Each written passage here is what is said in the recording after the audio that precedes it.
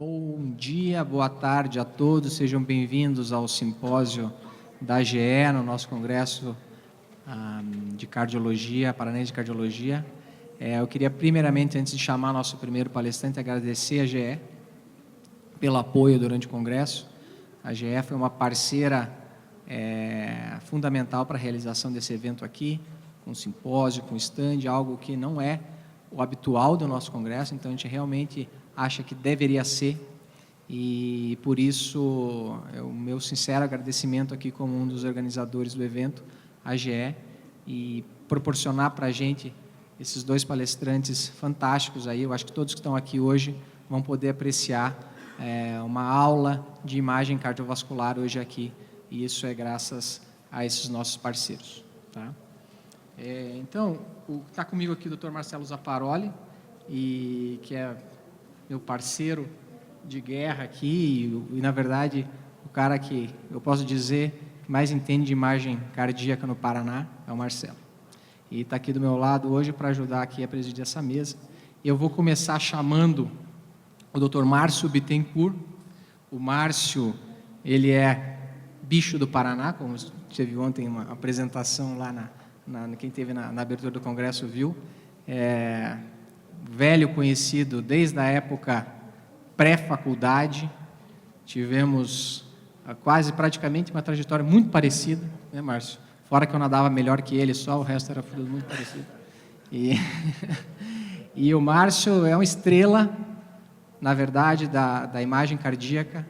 Ele fez então a formação aqui na Federal, depois ele fez a residência dele em São Paulo, cardiologia no INCOR, doutorado em lípides com o Dr. Raul, depois foi para a Alemanha com o pai da tomografia cardíaca, Stefan, ficou um tempo lá com ele, aprendeu. Depois foi para Boston, onde se aperfeiçoou ainda mais, em Harvard, fez um Master, e um número enorme de publicações na área. A área da imagem cardíaca, tomografia cardíaca, deve muito ao Márcio. Vários dos dados e aonde ela está hoje, há dados que ele produziu. Então, Márcio, seja bem-vindo, e ele vai dar uma palestra sobre casos difíceis aí da angiotomografia e como que as novas tecnologias podem nos ajudar a resolver esses problemas. Obrigado, Rodrigo. Boa tarde a todos. Prazer estar aqui, agradecer também o apoio da AGE para esse simpósio. Para quem está acostumado com algumas aulas que eu já dei, eu já assisti outras aulas, minha aula vai ser um pouco diferente. Vai ser uma aula com alguns casos e algumas coisas mais técnicas de exame. E apesar de ser algumas coisas mais técnicas, são algumas coisas que, apesar de técnicas, eu acho que vale a pena o clínico saber, porque é onde vocês podem pedir o exame melhor e onde vocês podem conseguir ajudar a gente a fazer exames de boa qualidade em pacientes que nem sempre a gente consegue fazer. E, sinceramente, alguns que estão aqui no slide, eu não coloquei aqui, mas uma dos que eu vou falar, por exemplo, é stent. E se você for ver nas diretrizes, às vezes nem recomendado é pela diretriz, a gente vai até discutir talvez por quê, mas, enfim, tem muitos casos que, se a gente conversar do que vocês esperam do resultado do exame, do porquê a gente está fazendo e como preparar, pode fazer muita diferença. Enfim, a ideia geral é o seguinte: eu vou falar uma parte técnica de como funciona, bem básica, e depois entrar nos detalhes um pouco menos básicos antes de chegar nos casos, porque eu acho que é importante que vocês saibam um pouco do como faz o exame, primeiro para entender onde a gente pode ter dificuldade, e segundo porque eu acho que para o clínico não tem coisa mais importante quando pede um exame, é saber pelo que o paciente vai passar. Quem já foi paciente aqui sabe que ninguém avisa que a ressonância faz um barulho horroroso quando você está lá dentro, ou não sei quantos de vocês já acompanharam uma cintilografia inteira, mas ela demora bem mais do que muitas pessoas imaginam, entre a primeira fase e a segunda fase, todo o tempo que você fica lá. E para quem já recebeu o contraste de tomografia, dá um calorão no peito que, se ninguém te avisa, pode te assustar no meio do exame. Então, vocês saberem o que a gente faz, ou como a gente eventualmente tortura o paciente, pode ser útil na hora que você vai explicar, para ir com a expectativa correta, para evitar reclamações, e também para entender o que a gente pode fazer para minimizar se isso for algum grau de desconforto. A parte tomográfica geral, eu vou ser bem básico, mas tomografia é um raio-x. Não mais do que isso em termos técnicos. Então, primeira coisa, tem radiação, como qualquer radiografia tem. E o que a gente faz com a radiação, basicamente, que ao invés de a gente tirar uma foto só, a gente gira o tubo em volta do paciente e vai adquirindo um monte de fotos. A primeira foto é só uma imagem básica, depois você fizer uma transversal e múltiplas diagonais, você vai construindo uma imagem que tem 2 dimensões, todas aquelas imagens, por exemplo, do tórax que a gente está acostumado. Então é um tubo de raio-x que gira em volta do paciente. Basicamente é isso. E além disso, o que a gente faz é que se a gente empilha vários desses tubos, a gente pode ter 16 cortes, porque são 16 fatias ao mesmo tempo, ou 32, ou 64, ou 256, como tem alguns tomógrafos. Mas basicamente é a mesma ideia, é um tubo de raio-x girando em volta do paciente. Só que aí você coloca muitos tubos de uma vez. Não tem nenhum segredo. E eu estou entrando um pouco na parte técnica para vocês entenderem, e para vocês entenderem que tem muito mais coisa do que isso. Tem, por exemplo, se esse detector do outro lado é mais ou menos sensível ao raio-x, quão bom o detector é. Uma coisa para a gente que é muito importante em tomografia cardíaca, quão rápido isso aqui gira. Porque se for mais rápido, eu bato a foto mais rápido, tem menos chance do coração mexer no meio do caminho. Então, para a gente, não é só o conceito básico e não é só quantos detectores tem. Eu costumo dizer que é o seguinte, que nem carro, por exemplo. Não sei quantos de vocês conhecem meu pai, que está sentado aqui na frente, mas ele era professor da Federal do Paraná, aqui, de cardiologia. Ele falou que não era para eu falar dele, mas hoje de manhã, vocês veem que está até embaçado o vidro, esse é o carro dele. E não é brincadeira, esse é o carro que ele usa, é um Gol, acho que 86, e é um Gol 1.6. E meu irmão tem um Creta, que é 1.6. Eu acho que ninguém aqui tem dúvida de que digamos, o uso do carro, o potencial do carro, o conforto do carro não é exatamente o mesmo. Então, se vocês perguntarem, tem 64 canais, não necessariamente este 64 canais é igual a esse, nem em potência do motor, mas em outras coisas. Será que tem ar-condicionado ou não? Será que o vidro é elétrico ou não? Será que o câmbio automático é automático ou não? Talvez você diga, eu não me importo. E o que eu queria dizer para vocês é que tem muito paciente que a gente faz exame, quer seja crânio ou até um básico de cardio, que pode ser o Gol do meu pai, que pode ser uma tomógrafo 64. Para casos simples, talvez resolva o problema.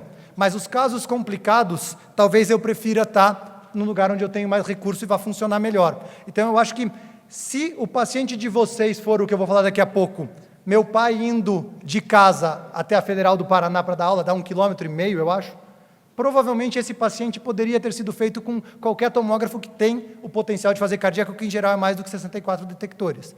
Mas não é só os detectores que importam, tem mais coisa no nosso aparelho que podem ajudar a gente nos casos difíceis. Então, se a gente for olhar, depois que a gente passou de 64 detectores, tem aparelhos que são 90 e poucos, 190 e poucos, 256, mas não é só o detector que importa. Não escolham só a máquina porque ela tem mais detectores, não pensem que é só isso que importa. Importa para a gente chama de resolução espacial, que é quão rápido eu tiro a foto, que depende de quão rápido gira a máquina. Importa para a gente a cobertura, não é quantos detectores tem, mas é se eu faço o coração inteiro num batimento só, porque tem 12 ou 16 centímetros de cobertura, ou se ele cobre só 4, eu tenho que cortar várias fatias e empilhar depois. E importa para a gente, desculpa, eu inverti, aquela primeira que eu falei é a temporal, a espacial é quão pequenininho o pixel é, porque se o meu ponto é pequenininho, é que nem celular novo, não fica tudo granulado. Se a resolução espacial é ruim, eu não consigo dar zoom, não consigo ver detalhe, pode ficar mais difícil de enxergar. Então, as máquinas mais novas melhoraram o detector, melhoraram o tamanho da cobertura e melhoraram a velocidade que elas giram. Elas também têm 256 detectores, mas elas não têm só isso de diferença. Elas têm outras características que eu vou mostrar para vocês, algumas delas, que podem ajudar a gente. Por exemplo, a espacial. Queria mostrar para vocês o que é resolução espacial quando a gente mede. Todas essas imagens aqui têm o mesmo número de barrinhas. Aqui a gente enxerga todas elas. Chega um ponto onde a tomografia não consegue mais separar uma barrinha da outra, porque ela está tão perto uma da outra que eu não consigo mais, nem que eu dê zoom eu não enxergo mais. Então, chega um ponto entre a placa calcificada e a não calcificada, entre a armação do stent eu não enxergo mais. Isso é resolução espacial. A gente está em torno de 0,5 milímetro atualmente. Então, menor do que 0,5 milímetro, tipo capa fina da placa. Essa que é micra, isso eu não enxergo. Isso é resolução espacial. A outra que eu falei para vocês é cobertura. Aqui estão vários aparelhos de várias marcas e estão as coberturas. Você vê que o número de detectores, às vezes tem 256, mas um deles tem 16 centímetros, outro tem 8. Outra máquina que tem 320 tem o mesmo 16 que essa daqui. E para a gente importa, o 16 cobre o coração inteiro em um batimento. Então tem máquina que cobre tudo, tem máquina que não. Mas isso não é só o número de detectores ou o número de como ele faz os cortes. É mais coisa e depende da cobertura como um todo. Que é um exemplo, se a máquina faz uma cobertura mais estreita, você tem que dar várias voltas no paciente para pegar o coração inteiro. Se a cobertura é 16 centímetros, um batimento só pode conseguir fazer o coração inteiro, e isso pode trazer vantagens, principalmente em casos complexos, onde o ritmo cardíaco vai mudar muito, vocês vão ver daqui a pouquinho como é que funciona. A resolução temporal que eu falei para vocês, que é quão rápido o tubo gira. Imagina uma máquina fotográfica, você aperta o botão, ela fica um tempinho aberta para tirar foto. Para quem gosta de fotografia, quando você vai tirar foto à noite, normalmente você ajusta para mais tempo e deixa mais tempo aberto. Se alguém passar andando no meio, borra a sua foto. E, sinceramente, o coração anda no meio do caminho, ele bate. E se você demorar muito para tirar a foto, o coração vira um borrão. Eu tenho que achar a fase onde o coração para, que normalmente é a diástole, por isso que a gente precisa baixar a frequência para ter uma diástole mais longa, e eu tiro a foto lá. Se isso for mais rápido, eu posso tolerar a frequência mais alta. Eu posso tirar foto, ao invés de 50 de frequência cardíaca, com 60, com 70 ou com 80. A nossa foto leva meia volta da máquina. Então, quanto tempo a máquina leva para girar? Se ela levar 1 segundo, eu levo meio segundo para tirar foto. Se ela levar 100 milissegundos, eu levo 50 milissegundos para tirar foto. Então, quão rápido o tubo gira é uma das coisas mais importantes para a gente saber quão flexível eu sou com frequência cardíaca. E, normalmente, esse tempo leva um pedacinho aqui, a janela do ciclo cardíaco. Normalmente, a gente pega na diástole, isso dura uns 100, cento e poucos milissegundos na maior parte dos aparelhos, um pouco mais, um pouco menos. Com tecnologias mais novas, é mais rápido. E vou mostrar para vocês na prática por que isso é importante. Esse aqui é um vídeo de CAT que vocês estão acostumados. Agora eu queria que vocês olhassem não para a artéria, mas olhem principalmente a CX que vai passar aqui, quanto ela balança durante o ciclo cardíaco.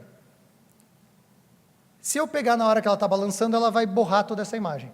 E aí a gente não vai conseguir fazer o exame. Então, se for bem nesse ponto do ciclo cardíaco, vai dar errado. Tem um momento na sístole onde para, tem um momento na diástole onde para. É onde a gente vai procurar a foto. Isso aqui é um gráfico do zero, é a coronária parada, aí ela vem, contrai, se mexendo, aí ela para um pouquinho aqui, depois ela relaxa, e daí aqui ela para de novo na diástole. Vocês veem que a pausa aqui é maior, por isso que a foto normalmente é feita na diástole, e aqui é cada um dos vasos. Ó. A direita normalmente mexe mais, a esquerda mexe um pouco menos. Eu posso tentar tirar foto aqui, mas essa pausa é curtinha. Nesse mexido do meio, vai borrar foto. Por isso que eu baixo a frequência, para ter essas pausas mais fáceis de fotografar. Acho que passa aqui. E esse aqui é um ciclo cardíaco completo.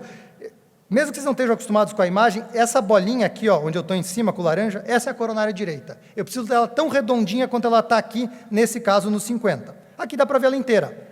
Aqui, por exemplo, isso aqui era para ser uma bolinha. E é um risco correndo para lá e para cá. Neste corte aqui do 90, por exemplo, não tem nenhuma chance de eu conseguir laudar. Eu vou procurar as imagens dessa aqui. Quanto mais lento for o batimento, mais chance de eu acertar o momento onde está aqui e a foto fica boa. Ou quanto mais rápida for minha máquina. Então, as tecnologias mais avançadas vão permitir fazer casos que talvez as máquinas mais antigas não conseguissem fazer. Tá? E aí, eu queria entrar um pouquinho só na forma de que a gente adquire por causa da radiação. Tomografia ouviu muito de que a gente usava radiação demais, e eu queria explicar para vocês de onde vem essa história, porque agora a gente usa pouca radiação.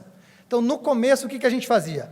O que está em azul, aqui no meu desenho, é a radiação. Então, nesse caso, eu comecei a irradiar o paciente aqui. Como a máquina tinha pouca cobertura, eu irradiei 1 batimento, 2, 3, 4, 5, o tempo inteiro fazendo radiação até acabar a imagem. Dava 20 millisieverts, 25 millisieverts. Dava 2 cintilografias com talho, 3, 4 cintilografias de MIB. No começo. A gente descobriu que era muito. Falou, vamos sincronizar o tubo com o eletro. E aí o tubo faz muita energia na fase que eu sei que vou tirar foto da diástole e pouca no resto. Cai para metade a radiação. E daí a gente começou a trabalhar com menos de 10 millisieverts. A gente falou, mas a gente não precisa nem desse pedacinho aqui de baixo. A gente pode ligar o tubo, de acordo com a fase do elétrico que a gente quer, e desligar depois. Eu vou ter só a imagem desse pedaço aqui, eu não vou ter o ciclo inteiro. Mas eu só quero o pedaço que a coronária aparece. E aí aqui a gente começa a falar de 4 millisieverts, de 3 millisieverts. Tem outras tecnologias que eu não vou entrar em detalhes, que podem reduzir energia dada e chegar em 2 millisieverts, 1 millisievert. E se a máquina for mais nova, ela tem mais dessas tecnologias, e eu vou fazer também a dose de radiação menor, que pode ser útil em alguns pacientes que eu vou mostrar daqui a pouquinho. Eu só queria que vocês entendessem que eu posso fazer isso aqui até hoje, se eu precisar, mas eu não me lembro da última vez que eu fiz um retrospectivo completo de rotina. Isso aqui, às vezes, a gente usa em casos mais difíceis, tem algumas vantagens, mas a nossa rotina clínica, na maior parte dos casos, é com esse terceiro modelo aqui, onde eu faço pouca radiação, principalmente porque vocês ajudam a gente a controlar a frequência ou porque eu faço medicação para a frequência. Então, se vocês me perguntarem, a máquina nova faz sem beta-bloqueador? Dependendo do paciente, muito paciente faz. Mas se a frequência estiver em 70 e fica bom, Se eu puder fazer um pouquinho de beta-bloqueador e dar metade da radiação, um terço da radiação, eventualmente, às vezes até mexer no contraste, por que não dar um pouco de medicação e economizar uma coisa que, apesar de seguro, pode ser mais seguro ainda? Então, a gente consegue ganhar em outras coisas, além da qualidade de imagem, em alguns casos. Só para vocês entenderem, aqui é um exemplo de como funciona aquele passo a passo. Então, num caso da cobertura não ser completa, esse primeiro batimento, eu usei os cortes para ver esse pedaço. Aí no outro batimento, eu peguei mais esse pedaço. Aí no outro batimento, eu peguei mais esse pedaço. Porque nesse caso, a cobertura não era volumétrica. Se eu tiver um scanner que faz os 16 centímetros, tudo isso era feito de uma vez só. Mas é basicamente, e só com radiação nesse pedacinho do ciclo cardíaco, que é onde eu quero fazer a imagem. Tá?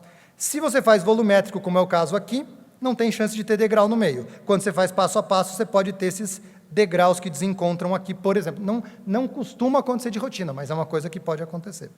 Se a gente fosse colocar isso aqui funcionando, a máquina, que é um volumétrico, está rodando, ela vai tracejando o elétron até uma hora que ela dispara e faz a imagem inteira.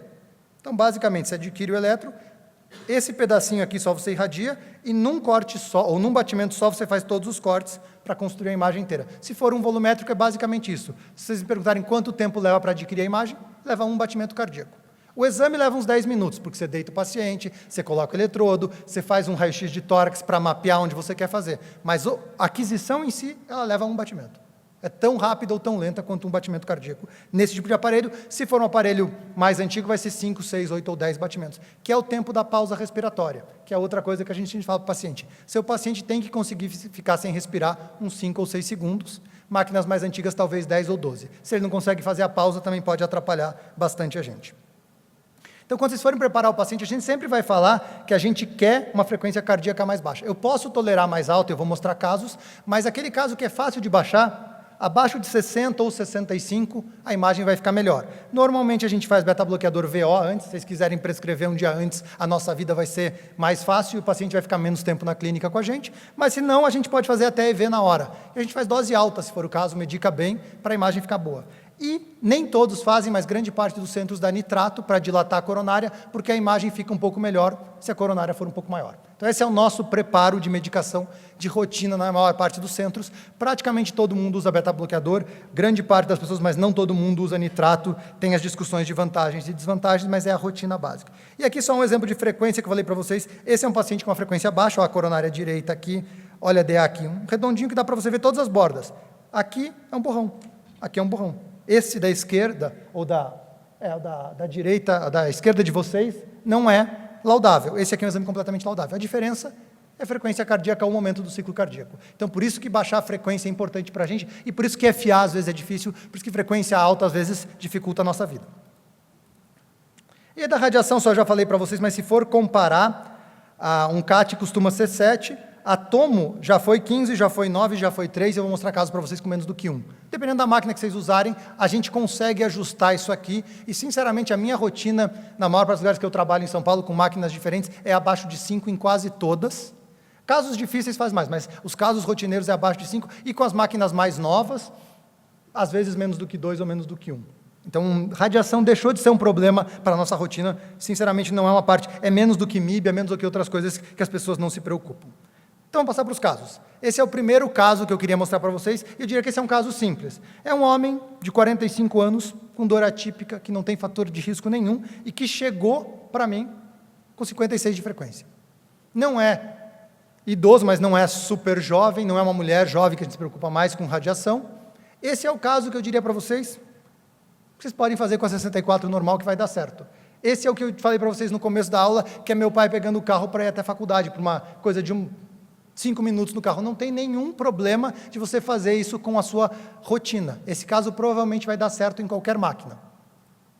E aqui estão as imagens do caso. Algumas imagens são aqui de Curitiba. São coronárias de boa qualidade.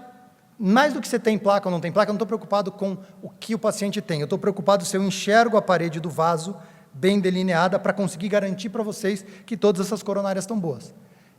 A rotina dos casos simples é essa, e a maior parte das máquinas consegue resolver esses casos sem problemas. Meu segundo caso é uma mulher jovem, vamos dizer, eu não coloquei a idade, mas digamos que tenha 28 ou 30 anos, e alguém resolveu que o sintoma merece uma investigação, porque o teste, eu estava digitando num teclado que acabou corrigindo para inglês, mas um teste ergométrico que vocês ficaram em dúvida, frequência cardíaca de 66, você medicou, ficou um pouquinho melhor, mas não ficou perfeito. Também dá para fazer na outra máquina. Só que essa paciente, se eu puder economizar radiação, eu tenho mais interesse de que a radiação seja mais baixa, eu posso baixar o KV do tubo, eu posso ajustar um monte de coisa. E com isso, provavelmente para o paciente é mais seguro do que já era uma tomografia normal, que costuma ser bem segura. Então, essa é também a imagem é tão boa quanto a anterior. Só que a diferença, essa imagem também é do pessoal de Curitiba, é uma imagem com 0,3 milisievert. 0,3 milisievert é uma mamografia. É menos do que um score de cálcio, que não dá para baixar por outros problemas técnicos. É realmente uma radiação que é praticamente 2 ou 3 projeções de raio-x de tórax, é nada em termos de radiação. Então, para essa paciente jovem, uma máquina que te permite ajustar todas essas coisas, e eu vou dizer, eu trabalho em 3, 4 lugares em São Paulo. Tem um lugar que eu trabalho que metade das coisas que foi feitas aqui eu não consigo fazer. Tem um lugar que eu consigo fazer tudo que está aqui. Então, depende da máquina que eu tenho, o quanto eu consigo fazer. Eu acho que esse exame ia ser diagnóstico em qualquer uma delas, mas não necessariamente com a mesma dose de radiação e até mesmo de contraste. Quando é um batimento só, eu posso até injetar menos contraste e conseguir uma imagem boa. Se eu vou usar 10, 12 batimentos, eu preciso que o contraste esteja lá por mais tempo e eu vou usar uma dose maior de contraste. Para essa paciente, acho que o contraste não importa, não deve ter lesão renal, nem nada assim. Mas para um paciente mais idoso, às vezes está preocupado com a quantidade de contraste, às vezes a gente consegue ajustar nesse lado também. Meu terceiro caso, esse é um caso que eu fiz lá em São Paulo, é um homem de 58, eu coloquei 58, mas acho que ele tinha 61, na verdade. Dor torácica com frequência cardíaca de 90, depois de eu dar para ele metoprolol EV. E a gente às vezes é bem agressivo, não fui eu que fiz, mas o pessoal deu 40 miligramas de metoprolol EV, que é bem acima da dose máxima, inclusive de bula. Foram 8 ampolas, e depois de 8 ampolas a frequência ficou de 90. Em alguns aparelhos, algumas pessoas dizem, eu nem vou fazer esse exame, porque vai dar errado. E, sinceramente, no aparelho mais antigo que eu tenho nos lugares, a chance disso aqui dar certo é baixa. Nesse caso, o paciente estava num lugar que eu achei que eu conseguia fazer um pouco mais, eu fiz todo o controle de frequência, às vezes a gente dá ivabradina, para conseguir controlar mais em alguns lugares. Você pode adquirir mais do que uma fase para, se você errar um pouquinho, tentar achar um lugar melhor. Você vai procurar a sua melhor máquina possível, que foi o que eu fiz aqui, e tem alguns softwares que corrigem algum movimento. Tem alguns aparelhos que têm softwares que corrigem movimento. Normalmente nas tecnologias de última geração, e nem todas as marcas têm. Eles têm alguns nomes proprietários, a GE tem um que chama Snapshot Freeze, mas a ideia é que você consegue corrigir da mesma forma que a sua máquina Nikon ou Canon, e até o seu celular, o iPhone, mesmo que você treme um pouquinho, ele consegue corrigir a imagem. É a mesma ideia de estabilizar a imagem, só que aplicada em outro uso. Opa. E aqui está para vocês verem a imagem. Essa não é do meu paciente, mas é para mostrar como o software funciona. Acho que o pointer... cadê? Tá aqui. Opa. Aquilo que eu mostrei para vocês. Aqui dá para ver bem a coronária, aqui não dá. É a mesma imagem, é a mesma fase do ciclo cardíaco, é o mesmo paciente, é tudo igual. Só que isso aqui é o que o software corrige. É esse borrão que está aqui, não é um super borrão, mas é esse borrão que está aqui, que virou isso aqui. Esse tipo de correção dá para corrigir, às vezes, com algoritmo pós em algumas máquinas. Então, o seu caso com a frequência muito alta, nem todo lugar vai conseguir fazer, mas dá para fazer. De preferência com o máximo de dose, com a frequência mais baixa que você conseguir, mas mesmo que não fique perfeito, dá para fazer. Aqui é o meu vídeo do meu caso que eu fiz. Ó, esse aqui é o caso que eu fiz com 90, tá vendo a coronária direita? É esse borrão que está aqui. Nesse aqui, que eu só corrigi depois com 90 de frequência, ela está totalmente redondinha e corrigida, dá para ver o vaso super bem aqui. Então, eu consigo ajustar algumas coisas depois também, dependendo do equipamento que eu estou usando, e dá para fazer casos de frequência alta razoavelmente bem. Meu quarto caso é uma coisa que tem ficado mais comum para a gente. Muita gente acha que é uma contraindicação, mas é um paciente mais idoso, com FA, cansaço aos esforços, e a frequência dele estava oscilando em 120 a 160. Eu, pessoalmente, mandaria esse paciente tentar controlar melhor a frequência, tentaria repetir depois na maior parte dos lugares que eu trabalho, porque a minha expectativa pessoal, a priori, é baixa. E se vocês forem olhar a nossa diretriz, ela é mais antiga, ela é de 2011, é americana, eles falam que fibrilação atrial, na hora do exame, é considerado até um exame provavelmente inapropriado, porque a imagem pode ficar ruim. Principalmente se vocês pensarem naquele modo que eu falei, que adquire um pedaço em cada batimento cardíaco. Um batimento tem frequência de 80, o próximo no eletro tem 120. O ponto do ciclo cardíaco vai mudando, eu vou empilhar um monte de coisa diferente e vai virar um borrão a minha imagem. Então, primeira coisa, se for fazer FA, é que aí a frequência mais baixa é mais importante do que na parte clínica.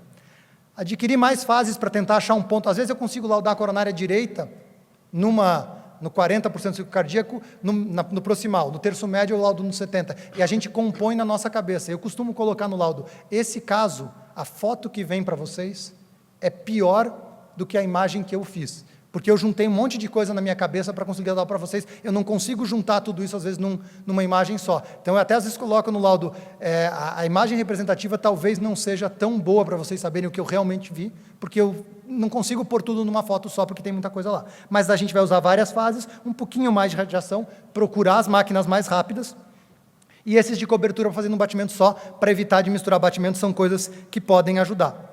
E aqui eu vou mostrar para vocês um pouco das coisas de arritmia que os softwares das máquinas podem fazer. Então, o paciente vai lá, faz um batimento bem rápido.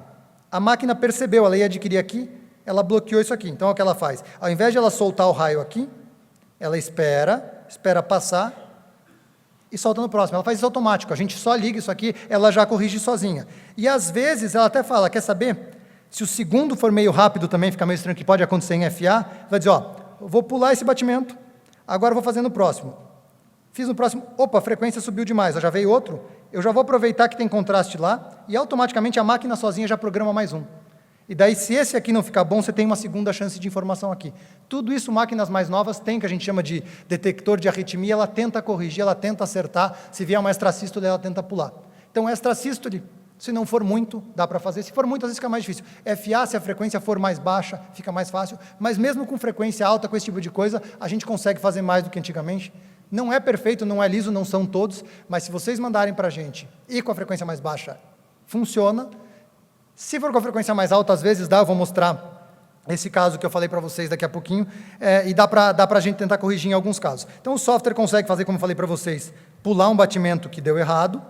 Se ele começar a adquirir um batimento e no meio do caminho vier outro, ele consegue adquirir o próximo e evitar problema. Não é perfeito, mas muitas vezes funciona. E aquele algoritmo que eu falei para vocês pode ajudar a corrigir um pouco do que sobra de artefato. Então, dá para combinar tudo isso em máquina melhor e tirar uma foto adequada e fazer uma aquisição. Essa aqui é uma imagem também do pessoal aqui de Curitiba. Eu não tenho tanta experiência quanto eles têm com frequência mais alta, mas é um paciente que ficou com frequência oscilando, oscilar aqui embaixo, entre 104 e 170 de frequência. Adquiriu um batimento só. E esse batimento foi suficiente para dar uma imagem diagnóstica.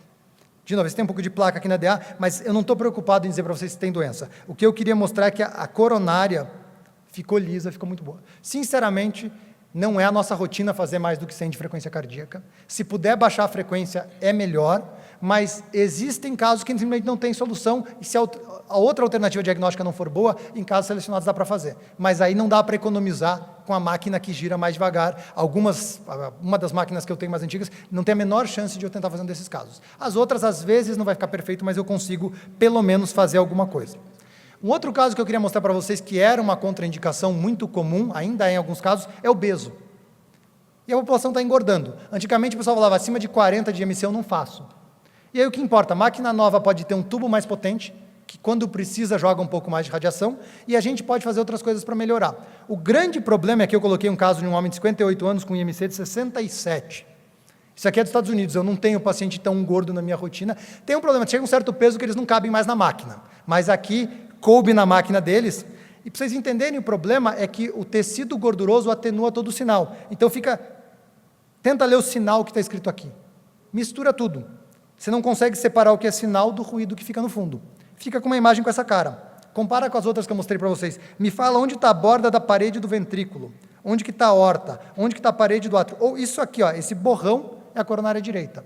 Então, se o cara for muito gordo, se o cara for muito obeso, às vezes não consigo fazer a imagem. Não dá para fazer. Então, o que eu posso fazer para tentar melhorar essa imagem desse paciente? Eu posso dar um pouco mais de radiação, nesse caso selecionado, eu posso ajustar um pouco o tubo, eu posso ajustar outras coisas da reconstrução, e ao invés de ficar com essa cara, eu posso tentar deixar a imagem mais perto dessa cara, que é de cima, que é uma imagem melhor. Então, essa é uma imagem com muito ruído, essa é uma imagem com pouco ruído. É uma das coisas que a gente consegue tentar otimizar com o aparelho. A outra coisa que acontece com o obeso é que o contraste apaga. Então, não fica contrastado desse jeito aqui, fica contrastado desse jeito aqui. E se não contrastar a coronária, eu não enxergo placa. Então, além da gente ajustar o aparelho, a gente normalmente ajusta um pouco a dose de infusão de contraste. A gente injeta o contraste um pouco mais rápido para conseguir clarear. Essa é uma coisa que a gente ajusta, vocês não precisam saber como a gente faz, mas é para dizer para vocês que a gente tem coisa para fazer para tentar melhorar a imagem de obeso. E, sinceramente, essa imagem dos Estados Unidos não é brincadeira. Olha o tecido adiposo lateral do tórax aqui. Ou para frente do tórax aqui, ou para trás aqui. Eles fizeram essa imagem, ela não é perfeita, vocês veem que ela é ruidosa, mas ela é suficientemente boa para dizer que essa coronária não tem lesão, ela está suficientemente bem delimitada aqui e dá para fazer. Eu nunca fiz paciente com MC acima de 60, porque eles não chegaram para mim, mas tem gente que tem experiência em ajustar o aparelho e consegue fazer. Então, com máquinas boas e com bom preparo, frequência baixa, ajustando dose de contraste, são casos que não é rotina, mas que em casos selecionados a gente consegue eventualmente adquirir imagem. E o último caso que eu queria mostrar para vocês é um paciente que vem pós-stent. O quadro clínico acho que é menos importante, porque a parte aqui é mais técnica. E se vocês forem olhar a diretriz de 2011, ela vai falar, stent de mais de 3 milímetros de espessura, talvez, é incerto. Stent pequenininho, ou você não sabe o tamanho, é inapropriado. A nossa diretriz diz, não façam stents de rotina. E sabe por que a gente não faz? Porque às vezes dá errado. Não é todo stent que dá errado. O problema é que cada stent é feito de um metal diferente, recoberto por uma coisa diferente, que vai dar um borrão diferente. E esse aqui é um trabalho famoso, todos são stents teoricamente iguais, só que se vocês forem ver, tem lugar que você enxerga, tem lugar que você não enxerga nada. Então, eu não sei qual desses stents o paciente de vocês tem. A maior parte dos pacientes mal sabe dizer que teve stent. Dizer qual é o diâmetro do stent, talvez ele tenha a carteirinha. Qual é a marca, eu vou consultar na internet para saber se aquela marca dá mais ou menos atenuação, não é a nossa prática. A maioria dos stents a gente enxerga razoável, poucos stents a gente não enxerga nada, mas tem alguns que eu não enxergo simplesmente nada. Se ele for um stent na DP, numa terceira marginal pequena, a chance de eu não ver é alta. Se for um stent de tronco, provavelmente eu vou enxergar uma DA proximal, quase sempre dá para ver. As proximais de direita, quando a direita é grande, o stent é largo, dá para ver bem. Quando o stent é pequenininho, eu não enxergo. Então, principalmente, se o stent for muito pequeno, dependendo do material que for, eu não tenho como saber quem vai ficar bom. Então, sempre tem algum risco do stent não ficar tão diagnóstico quanto eu gostaria, mas dependendo da necessidade, a gente pode tentar fazer. E aqui é uma imagem de um paciente com stent, que a gente consegue ver, você consegue ver que tem uma alteraçãozinha aqui, e principalmente nesse stent você vê esse pretinho aqui, que definitivamente não é normal, e que se correlaciona com essa imagem de CAT, que está aqui embaixo. Então, se a gente ajustar bem o aparelho, e aqui de novo, ajustar bem é frequência ajustada, eu com stent, pelo menos, sempre faço nitrato, que acho que aí é um caso que pode ajudar ainda mais, se a pressão tolerar.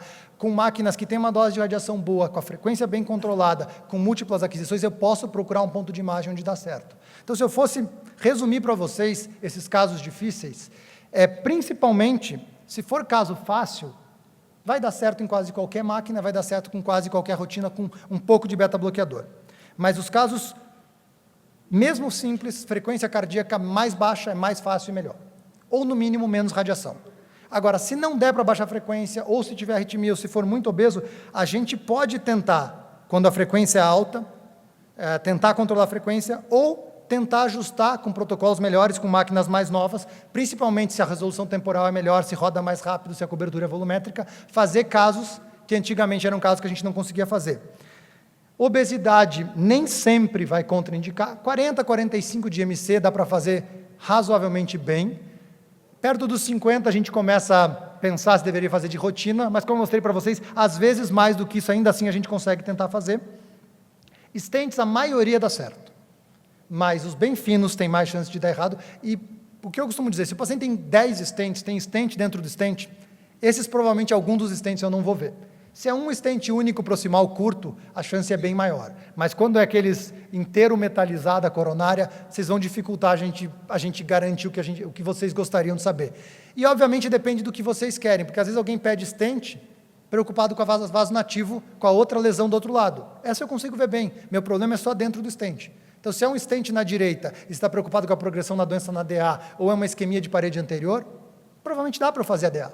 Mas entenda que talvez o stent vai dizer, o stent eu não consegui resolver. Tá? E só para dizer que, em termos de tecnologia, essa história deve continuar, porque todos os vendors, todos os que trabalham com máquina estão fazendo coisas novas. Aqui é só um exemplo de uma imagem mais nova, isso aqui ainda não está no mercado, mas que eles usam coisas de inteligência artificial para corrigir imagem, e estão fazendo imagens com 20, 25 ml de contraste, com dose baixa de radiação, com qualidade diagnóstica muito boa. Não é a nossa rotina, mas esse tipo de ajuste de tubo que gira mais rápido, próxima geração vai ser mais rápido. Como tudo que a gente vê em tecnologia, com potencialmente menos contraste, potencialmente menos radiação e potencialmente capaz de fazer casos que antes a gente dizia que não ia fazer. Então, as diretrizes provavelmente vão incluir casos que eram duvidosos nas próximas rodadas. Terminar por aqui, muito obrigado.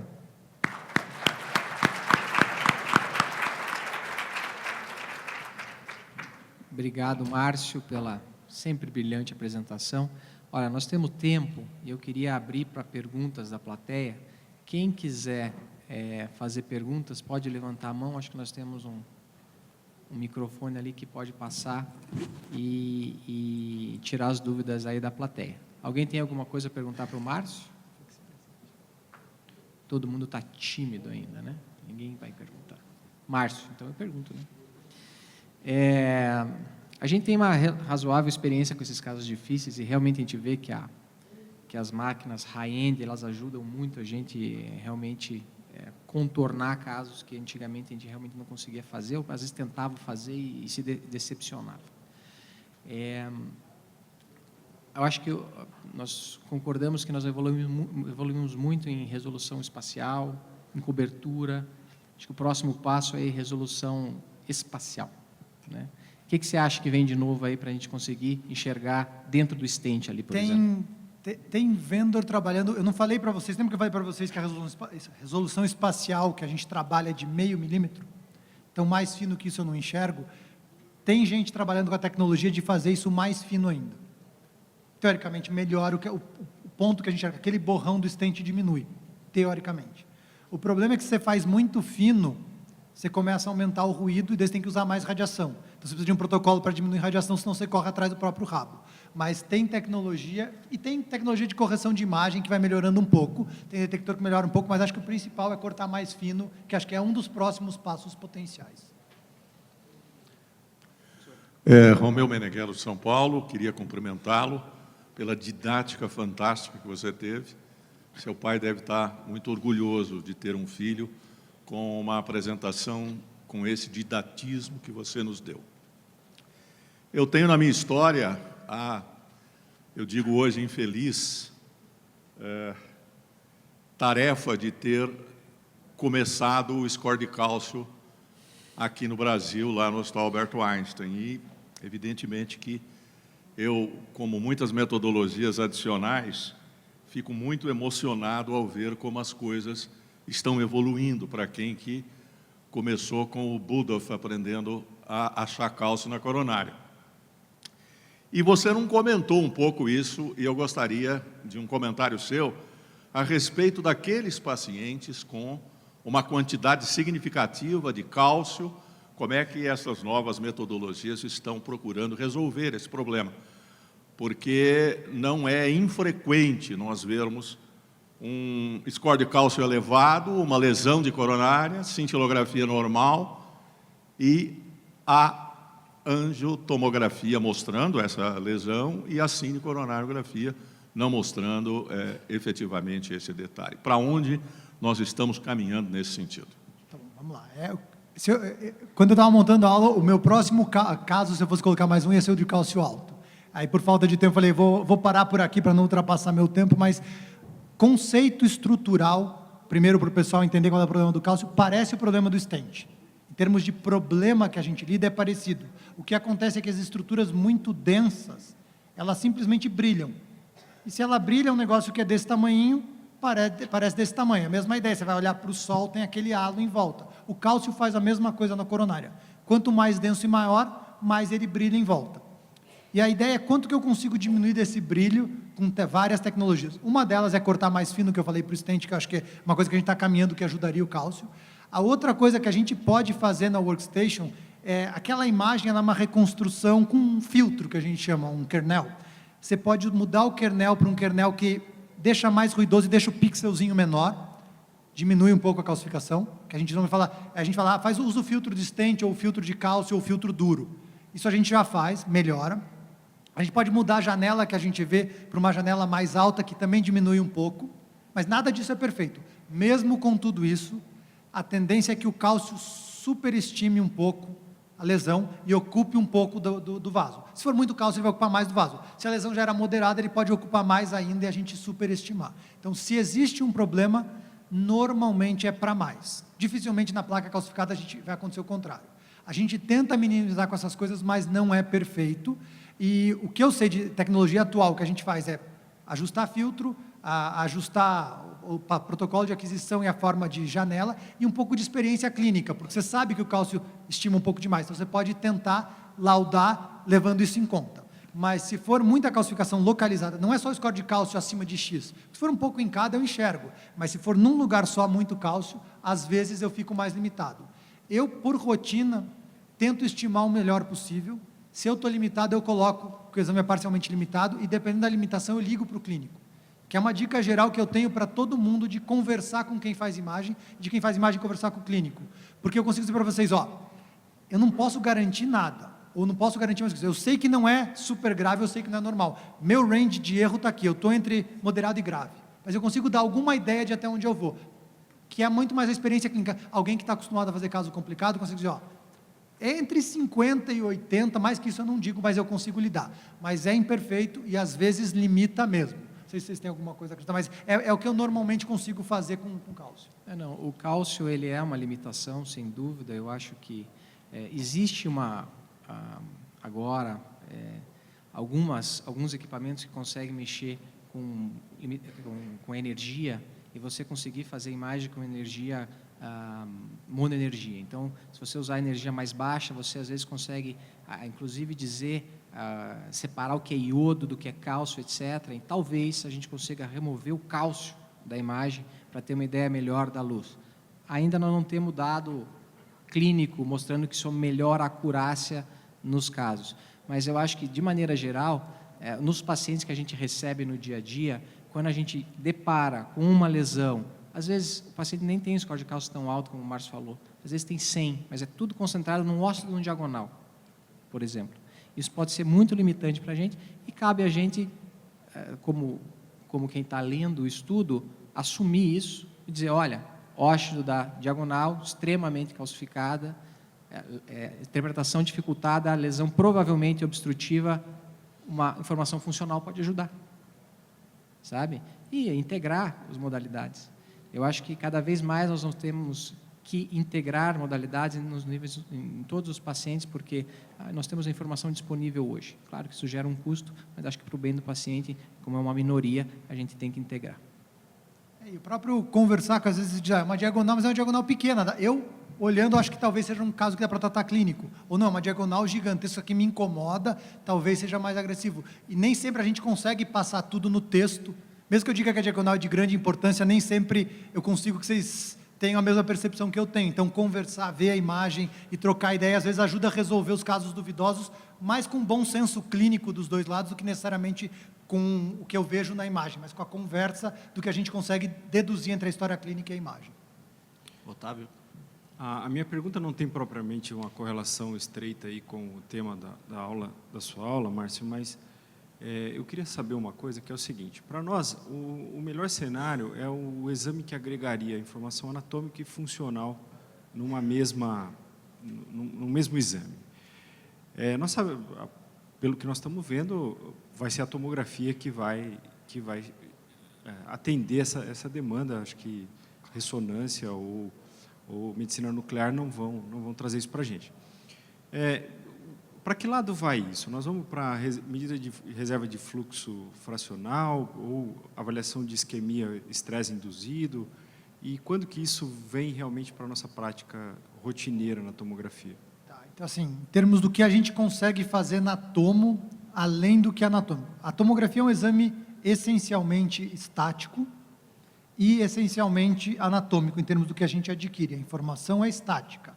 O que a gente consegue fazer para dar informação dinâmica baseada na tomografia, teoricamente, a gente teria 3 formas de lidar. A primeira é se eu pegar dentro da coronária, essa é bem simples de entender. Se para cima da lesão o contraste está bem branco e para baixo ele está meio cinza, é porque está passando pouco contraste pela lesão. Isso chama gradiente de atenuação através da lesão. Foi testado, dá para fazer, o impacto é pouco, a gente abandonou. Mas é uma das formas que a gente poderia tentar agregar essa informação. principalmente se a aquisição for volumétrica, que deveria ser tudo da mesma cor. Mas seria uma opção que a gente não usa. Então, a gente tem duas opções que a gente usa. A primeira é fazer exatamente igual o que a medicina nuclear ou a ressonância fazem. Eu tiro uma foto sem estresse e uma foto com estresse. E o normal é que o nosso contraste saia da coronária, pinte o miocárdio, faça uma perfusão miocárdica e saia. Se eu tirar a foto na hora certa, é esperado que as duas imagens sejam tão brancas uma quanto a outra. E eu posso comparar as imagens. Então, tem protocolo de estresse na tomografia que é exatamente igual o protocolo, exatamente, conceitualmente igual ao que a gente faz nos outros métodos. E dá para fazer, e tem estudo validado, o resultado é bom, talvez não perfeitamente igual aos métodos, mas bastante comparável e daria para fazer.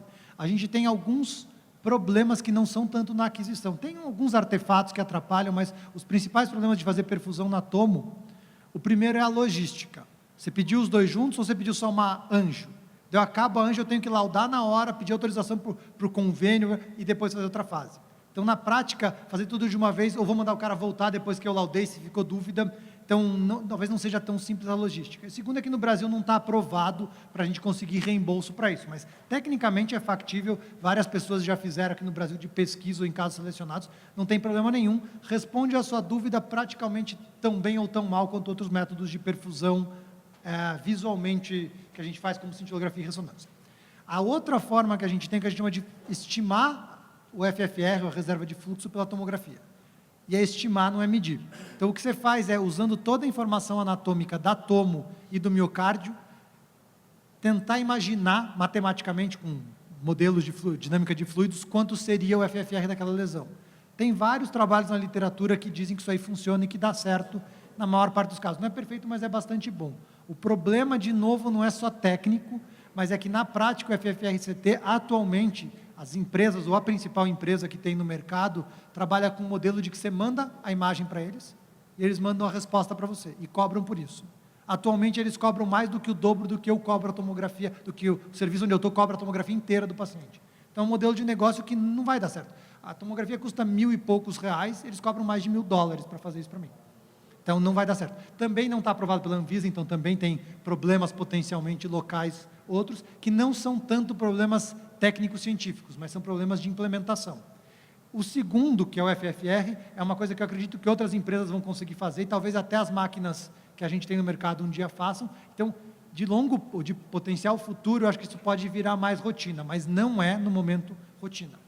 Eu diria que o FFR eu não consigo fazer no Brasil, por motivos, inclusive, de custo. A perfusão eu consigo, mas eu não consigo que alguém pague. Então, acho que, para agora, eu acho que nenhum dos dois vai sair ainda. Acho que existe perspectiva, e até de outras coisas diferentes, mas tem como a gente fazer algumas coisas, só que, além da ciência, a gente precisa resolver outros, desde quem paga até fluxo de atendimento para conseguir adquirir, para ficar adequado para o paciente e tudo. Então, acho que ainda faltam algumas coisas para fechar qualquer um dos dois.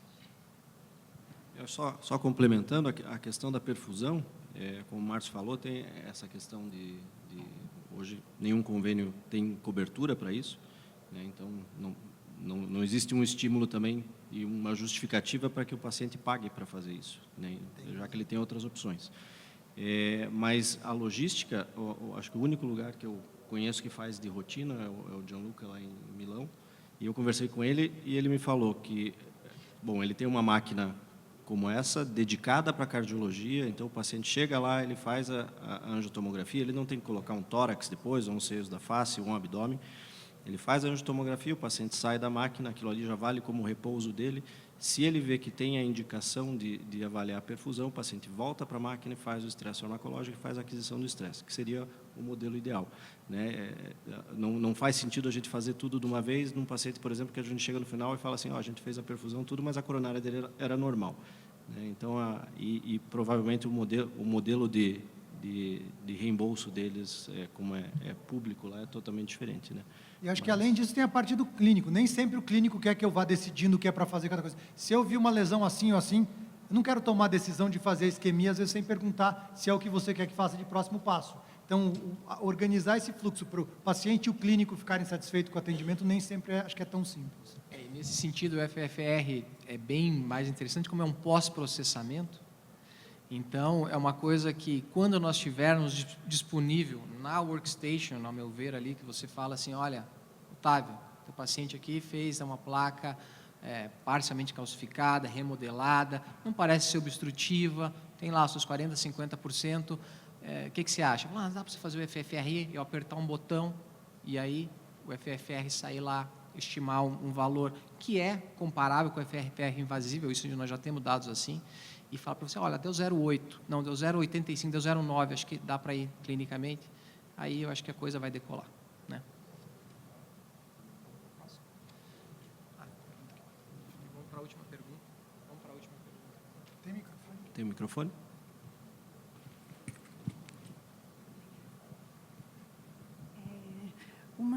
Com relação ao FFR, eu fico com uma curiosidade enquanto ao futuro do uso dessa técnica.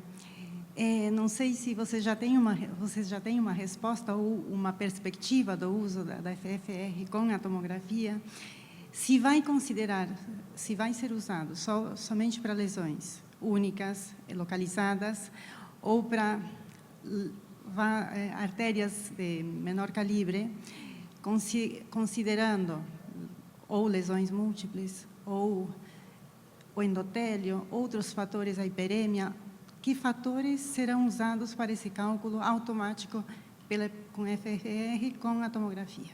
O cálculo em si ele é feito com a imagem tomográfica normal. Então, do ponto de vista conceitual, uma tomo normal, eles só matematicamente calculam as coisas em cima. Então, de forma de aquisição, não tem hiperemia, não tem outras coisas, não tem nada mais. Agora, como você vai usar a informação que eles estão... Eles basicamente estão na fase, a empresa que está trabalhando, as empresas, até que tem outras opções, estão trabalhando com a ideia de validar que é parecido ou comparável com o que a gente faz invasivamente. Ponto.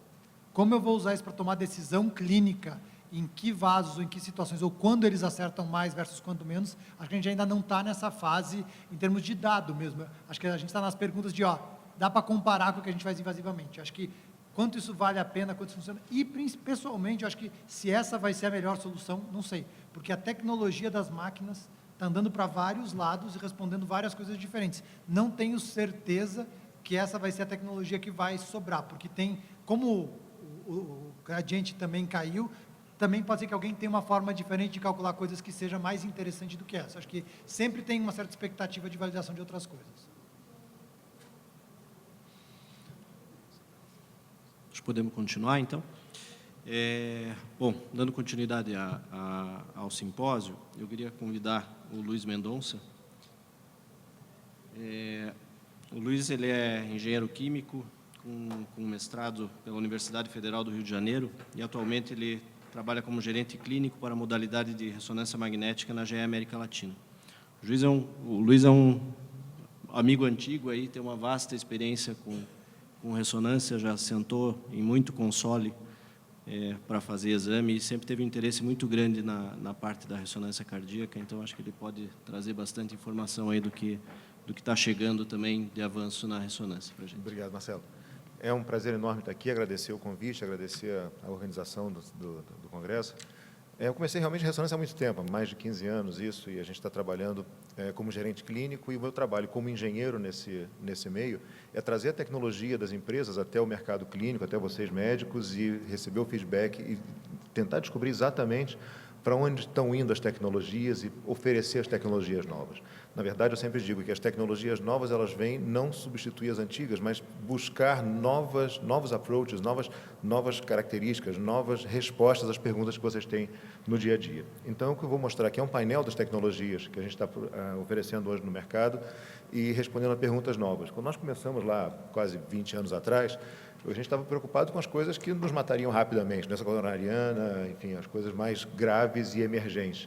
E hoje a gente já começa a olhar a inflamação, já começa a olhar outro tipo de patologia que merecem atenção também e não são tão emergentes assim. Bom, basicamente o trabalho da GE, o SignalWorks, que é a nossa plataforma nova, o que a gente está tentando sempre é trabalhar para aquisições cada vez mais rápidas, resultados consistentes, que é uma questão clássica na ressonância, trabalhar quantitativamente, essa é uma pergunta essencial, ou seja, pelo amor de Deus, vamos parar com leve, moderado e severo e vamos começar a entender quanto é leve, quanto é moderado. Esse é um trabalho sem volta, é um caminho sem volta para a ressonância magnética. E a questão de personalização, ou seja, cada paciente ser tratado de acordo com suas próprias necessidades. Bom, as tecnologias de sequência de pulso, etc., são baseadas, sem dúvida nenhuma, em hardware qualificado. Essa é uma tecnologia nova que eu queria mostrar a vocês, é uma bobina de ressonância magnética, quem já viu as bobinas, ela é completamente flexível, maleável, e a grande vantagem não é a flexibilidade, é o conforto do paciente e a possibilidade dessa bobina, dessa malha, está muito perto do coração, está tão perto quanto possível, ela pode ser dobrada, enrolada ao redor do paciente, isso melhora muito aquela questão da relação sinal-ruído. Então, a gente consegue ter tecnologias melhores, agora com novos formatos, inclusive, para se adaptar melhor à anatomia do paciente. Então, ela pode ser colocada sobre o paciente, enfim, enrolada ao redor da perna, ela pode ser enrolada até 4 centímetros, 3 centímetros de diâmetro. Isso permite que a gente tenha uma superposição de elementos e, com isso, melhore a relação sinal-ruído. Então, por exemplo, uma cobertura de corpo inteiro, 4 segundos por fase anatômica, 16 minutos de aquisição, uma difusão de corpo, enfim, 74 canais simultâneos de aquisição, já falando em canais simultâneos, adquirindo simultaneamente até 120 canais em uma só aquisição. Então, esse é o nível de tecnologia que a gente chega, tecnologia submilimétrica em 4 minutos, numa angiorressonância renal sem contraste. Isso é sem uso de contraste. E uma coisa importante para nós, sem dúvida, na ressonância cardíaca, é ter resolução espacial e temporal. Obviamente, a ressonância não se propõe a chegar ao mesmo nível de resolução espacial que a tomografia tem, é obviamente uma diferença importante, a gente está falando de 1 milímetro, alguma coisa ao redor de 1,5 milímetros, porém, a definição tissular da ressonância é muito boa, enxergar a inflamação, enxergar a resolução tissular é importante. E a quantificação de mapas, cada vez mais, para enxergar o ICV, enxergar edema, é essencial. Então, todas essas imagens são adquiridas com a tecnologia de bobinas Air, e essa tecnologia, não só das bobinas Air, quanto das bobinas tradicionais, nos permite esse leque o portfólio de utilizações. Para calcular a função em 2D, classicamente, nós sempre fizemos, agora a gente tem uma alternativa, que é um 3D Cine, uma apneia única de 12 segundos, 15 segundos no máximo, onde você faz 12 cortes simultaneamente, ou consecutivamente, assim, em uma única apneia, do mesmo jeito que você faz, que era uma questão clássica na tomografia, ou seja, a tomografia está brigando para chegar em resolução alta e nós na ressonância chegando em tempos curtos. Tagging para avaliar strain, sem dúvida nenhuma, é importante também avaliar strain sobre ressonância, e a caracterização em tempo real para situações de pacientes que têm uma FA, uma situação crítica. A caracterização tissular, que eu imagino que vai ser um grande caminho na ressonância pela frente, não só na perfusão, como também ou no realce tardio, que já são clássicas, mas também começar a enxergar o mapeamento T1, T2 e T2 estrela, e fluxo também, avaliação de fluxo em tempo real, para doença congênita, é espetacular poder utilizar isso, e a gente vai enxergar em vários outros aspectos. Bom, para a função, classicamente, o 2D, vamos passar isso rapidamente, isso já é conhecido e antigo, resolução temporal, alguma coisa ao redor de 20 milissegundos por fase, e, ao contrário da tomografia, que está ganhando qualidade, indo para análise retrospectiva, na ressonância, nós estamos ao contrário, a análise prospectiva nos dá uma qualidade melhor quando a gente está trabalhando com o paciente com fibrilação atrial. E uma outra tentativa, quando a situação é realmente grave e o paciente não consegue, a gente não consegue um eletro sequer razoável, é fazer em respiração livre. Em 4 segundos a gente consegue ter 50 imagens da tecnologia nova, acelerada, e a gente consegue ter pelo menos uma primeira avaliação, uma avaliação com precisão bastante razoável, com análise em tempo real. Essa é a tecnologia que eu falei para vocês, um 3D Cine, uma apneia única de 19 segundos, por exemplo, nesse caso, nos dando 12 cortes. Então, isso evita que além da velocidade do exame, ou seja, além de fazer o exame mais rápido, ele traz para a gente uma vantagem adicional, que é cansar menos o paciente. Ou seja, na hora que você vai fazer o realce tardio, a perfusão ou coisa parecida, a gente tem o paciente numa situação melhor, a gente chega melhor no final do exame, como eu digo. Você não faz tantas apneias, você não cansa tanto um paciente em situação hemodinamicamente instável, seja lá o que for. E, esse, por exemplo, a facilidade de execução é importante. A gente sabe que na tecnologia de aquisição de ressonância magnética é importante ter o técnico treinado, o nível de treinamento do tecnólogo é importante. Nesse caso, é muito simples, se ele reconhece o coração, ele coloca um bloco 3D, um volumétrico em cima de todo o volume cardíaco, e você pode reformatar os outros planos. Essa é uma apneia um pouco mais longa, mas também nos dando qualidade anatômica, qualidade de avaliação disso. Tagging, já é uma técnica antiga, strain, uma nova sequência de pulso que nos permite ter uma duração maior do sinal de tagging, com todo o ciclo cardíaco.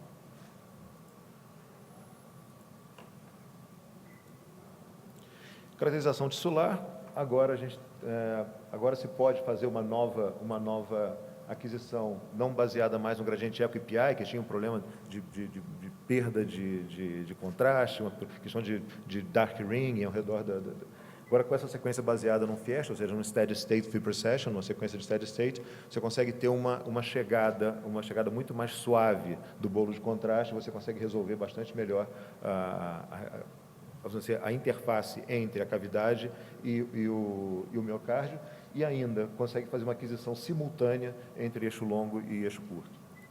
Então, não precisa mais escolher em que plano vai fazer a perfusão, você pode usar as duas simultaneamente. Essa é uma tecnologia nova para nós, da GE especificamente, que é poder avaliar a pericardite, por exemplo, com supressão de gordura. Isso era uma questão que nós não tínhamos até então, e você consegue enxergar claramente o realce, o contraste, né, o hipersinal do contraste no epicárdio, na região do pericárdio, mostrando aí uma pericardite.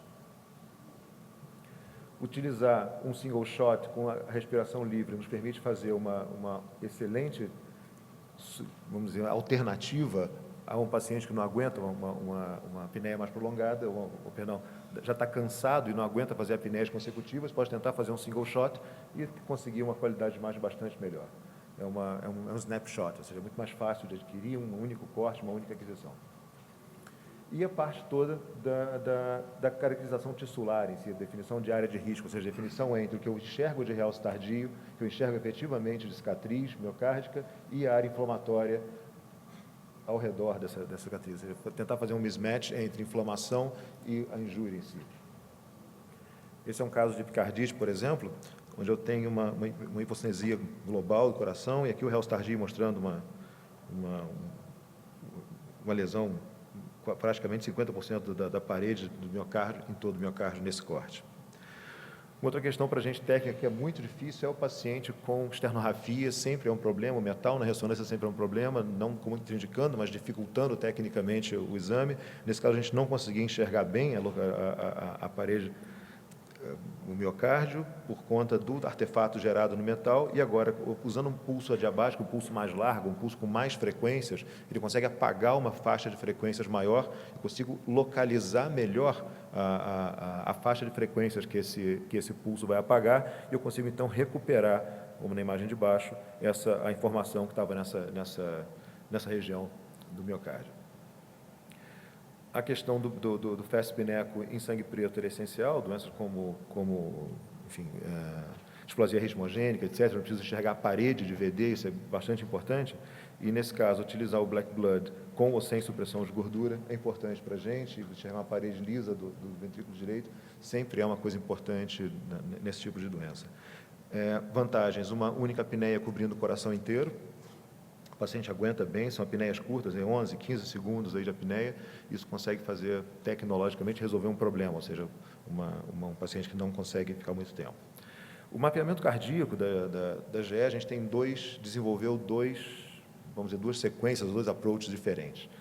Uma questão clássica, a sequência clássica utilizada pelo mercado, a sequência MOLE, uma sequência onde você usa um pulso de recuperação, inversão, e tem um problema nessa sequência intrinsecamente.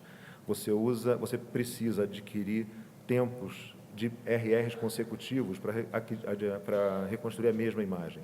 Com isso, se a frequência do paciente muda, você muda a distância entre RRs, entre pontos que vão ser utilizados para a mesma reconstrução. Como você está mudando essa distância de pontos, há um decaimento entre essas duas partes da aquisição. E esse decaimento faz com que você não tenha um T1 precisamente. A gente chama isso de T1 estrela. Ou seja, é um T1, um valor T1 influenciado pela diferença dos dois RRs entre os dois blocos de aquisição. Isso é um problema clássico porque o MOLE necessitaria de uma frequência muito baixa. Então, a gente desenvolveu, para tentar resolver essa situação, uma outra tecnologia que se chama Smart T1. O Smart One, ele não é um pulso de recuperação e inversão, ele é um pulso de saturação e inversão. Então, a gente satura o miocárdio primeiro e vem acompanhando qual é a recuperação da saturação do miocárdio, e com isso a gente consegue trabalhar com frequências altas. Eu já tive um reporte de uma frequência de 110, por exemplo, do paciente, e eu consigo, como eu consigo fazer uma aquisição unicamente em um RR, em um único RR, para cada ponto da saturação, de recuperação da saturação, eu consigo, então, ter um valor T1 real. Então, quando você compara o MOLE com o Smart One, você sempre vai enxergar o MOLE com um valor um pouquinho mais baixo. Da mesma forma, quando você compara o T2 e o T2 estrela, o sinal do T2 estrela é sempre um pouquinho mais baixo. E por que isso? Porque eu não preciso corrigir, eu não tenho aquela questão do Smart One, do MOLE perder sinal entre as duas aquisições. De uma maneira geral, você pode enxergar o 950 como um valor padrão, um valor normal para algumas situações, e a gente tem no Smart One medindo o T1 real, o T1 verdadeiro, como 1.000, 1.010, 1.020, por aí. E por que a gente usa os dois, então, não se atém ao T1 real? Porque o mercado já está há 5, 6, 7 anos utilizando o MOLE. Então, já existe uma bibliografia extensa e eu acho que, na verdade, quando as pessoas começarem a se acostumar com os dois métodos, elas vão perceber claramente que há uma concordância, digamos assim, quando o aumento dos dois é proporcional e que esse efeito T1 estrela é um problema grave quando a frequência do paciente varia. As pessoas vão comparar pacientes diferentes, etc.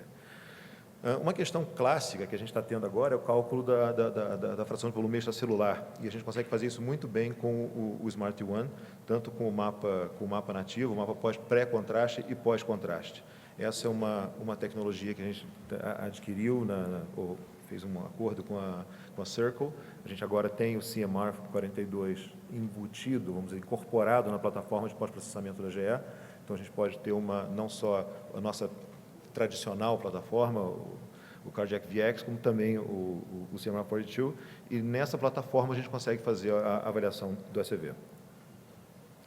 O mapa T2 também ele é bastante importante para avaliação do sinal T2 do miocárdio. A tecnologia que a gente usa suprime o sinal do sangue para evitar que tenha blooming do sangue com relação à parede do miocárdio, e a vantagem disso é detectar inflamação e edema.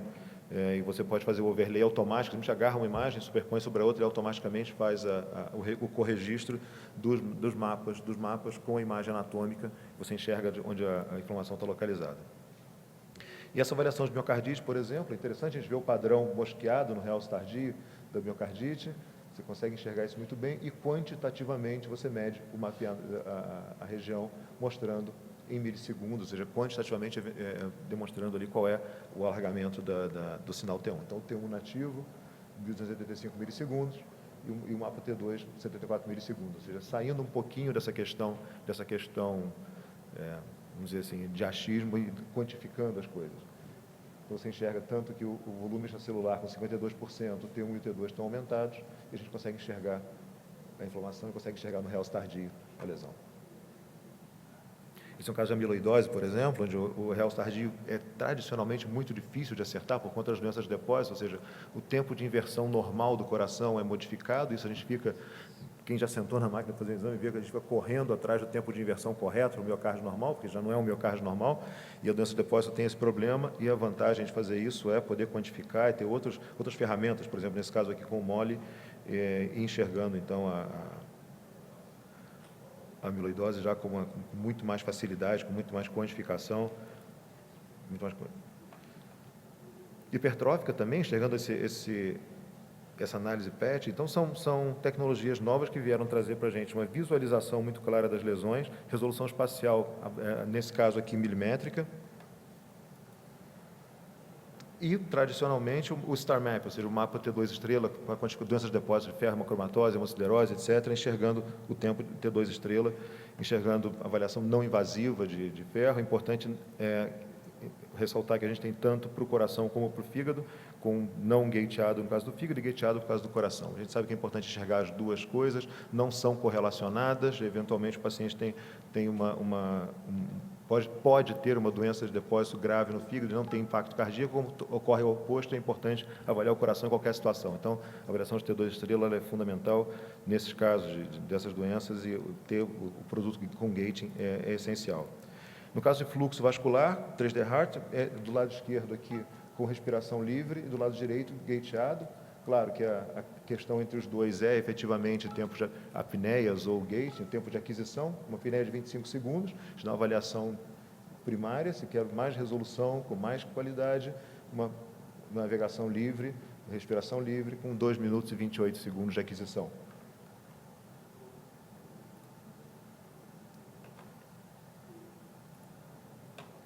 E isso para análise coronária, obviamente, não vamos estar na qualidade que a gente viu ainda há pouco da tomografia, porém, para algumas situações, por exemplo, alguns hospitais já estão, no caso de pacientes pediátricos, deixando progressivamente de utilizar a avaliação por tomografia e já começando a se arriscar na avaliação por ressonância magnética, e a gente consegue ter uma boa qualidade, uma qualidade decente, claro que não nas colaterais, etc., mas nos vasos principais, troncos e nas artérias principais, já com boa qualidade, com boa visualização.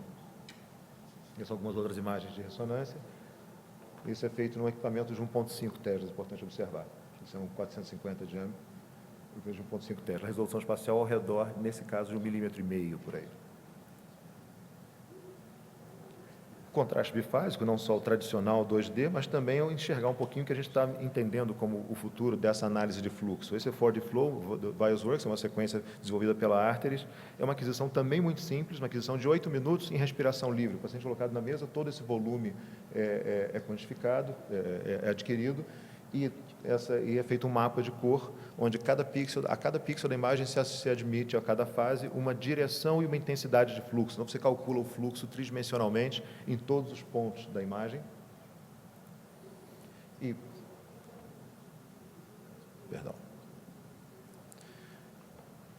Então, você pega, por exemplo, essas duas imagens.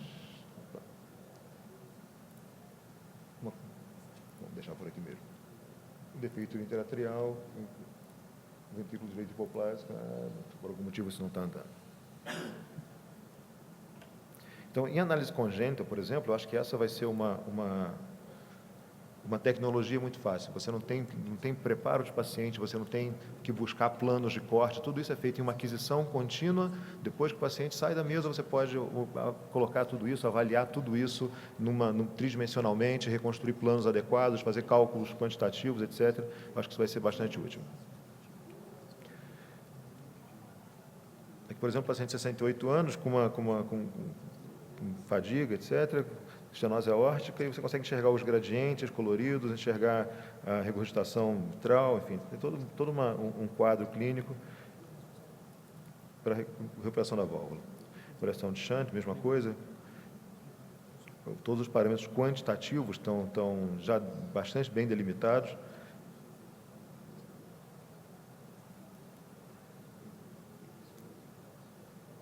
Então, para cada ponto desses, cada voxel tem uma setinha, tem uma flechinha indicando a direção e intensidade do fluxo, por cor da intensidade e na direção da flechinha por onde o fluxo anda.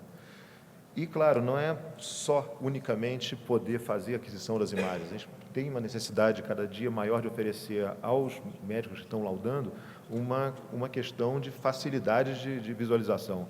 Enxergar talvez 5.000, 6.000 imagens numa ressonância cardíaca não é uma tarefa fácil. Então, a gente fez essa análise com a Circle, a inteligência artificial está envolvida nisso também. Por exemplo, hoje a gente comparou o tempo médio que um cardiologista leva para fazer carregar, visualizar as imagens, fazer o contorno interno e externo das câmaras, do coração, etc. Então, acho que você consegue reduzir em torno de 19 minutos para alguns segundos, alguns segundos mesmo, 7 segundos, 6 segundos, para fazer a análise inteira, e isso facilita muito, ou seja, o médico se importa, o cardiologista, vamos dizer, de imagem, se importa com avaliar a imagem, com fazer o seu reporte, e não mais com a parte mecânica. Essa é a ideia que a gente imagina. A inteligência artificial não vem para substituir a natural, ela vem para tirar do médico aquilo que ele não precisa fazer.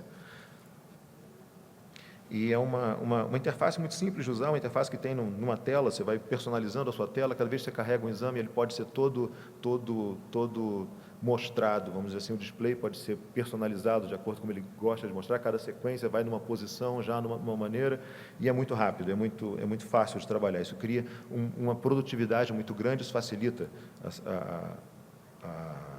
o laudo, né? Então, a segmentação é feita de maneira automática, os volumes são feitos também de maneira automática, os mapas polares também são automáticos, você tem uma automatização de uma visualização 3D, se necessária, mapeamento T1, enfim, toda a parte mecânica, toda a parte matemática da análise, ela é feita quase que toda automaticamente. E tem uma parte toda com inteligência artificial, que é a parte de função, a parte de perfusão também, um mapa quantitativo de perfusão, correção de movimento, esse tipo de coisa. As quantificações, vocês podem ver aqui a diferençazinha entre T1 e T1 estrela, por exemplo. A parte de 3D Cine, corrigindo bordas, melhorando a resolução das bordas, que é a parte de reformatação está sendo muito importante. E o Ford Flow. Tanto com a Arteris como com a Circle, a gente está trabalhando com isso. E uma coisa interessante é que o volume de dados que a gente adquire numa dessas formatações do ViewsWorks 4D é um volume enorme de dados, alguma coisa em torno de 20 GB, entre 5 e 20 gigabytes. E é quase impossível avaliar isso de maneira adequada localmente. Então, uma alternativa que a Arteris produziu é levar essas imagens para a rede, elas são anonimizadas na clínica, ou seja, as imagens são levadas para a rede de maneira anonimizada, com um código. Depois que elas chegam lá, elas são processadas, esse processamento fica disponível para quem vai laudar o exame, depois ele devolve um laudo já temporário, ou um laudo, vamos dizer, primário, na verdade, não o laudo, a reformatação, o processamento primário, e depois o médico dali começa a produzir sua própria impressão sobre aquilo. E obviamente, o exame é recasado, vamos dizer assim, com os seus dados demográficos originais.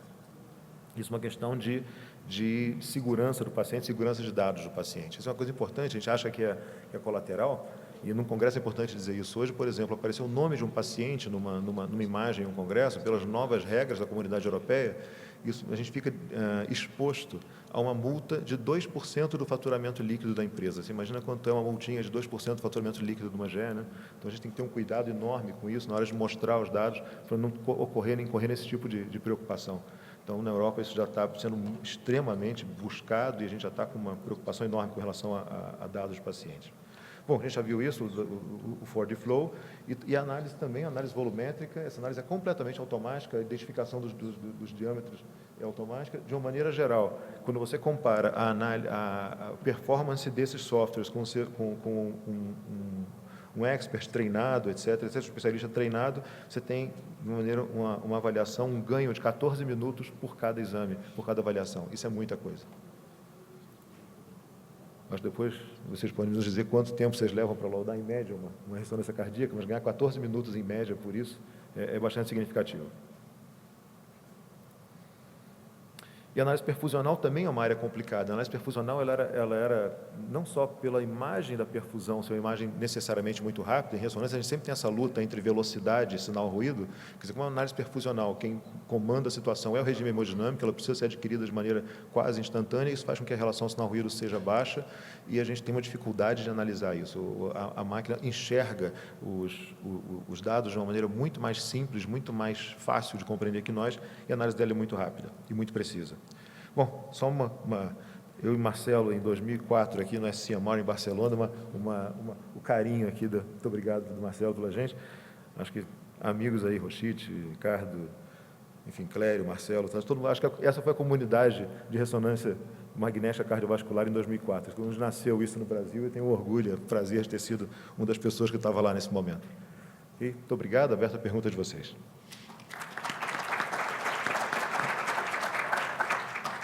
Obrigado, Luiz.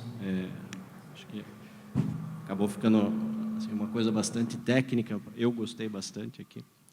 Mas, em resumo, o que a gente enxerga é que todas essas evoluções, na verdade, vêm para dar ferramentas novas para a gente fazer, eventualmente até diagnósticos de coisas que a gente não conseguia enxergar, as doenças de outras formas. Mas também uma coisa que é bem importante, é uma visão da nossa forma de trabalhar aqui também, de trazer uma experiência melhor para o paciente. Então, o paciente que está vindo fazer o exame, seja de tomografia, seja de ressonância, ele já vem com uma certa ansiedade, né? E você transformar aquilo numa coisa muito complicada, eu acho que não é interessante. Para a gente é ótimo quando o paciente sai e fala, era só isso, era só isso.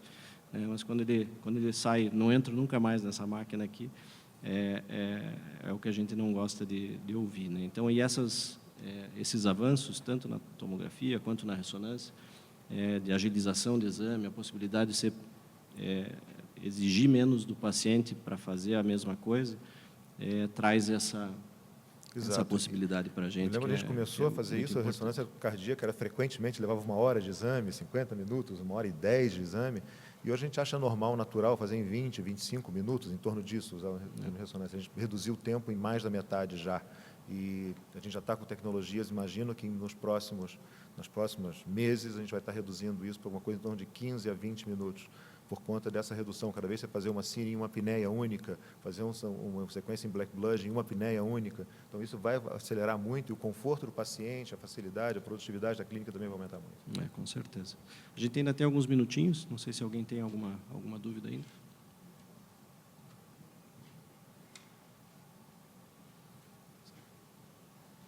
Luiz, se quiser sentar aqui, fica à vontade.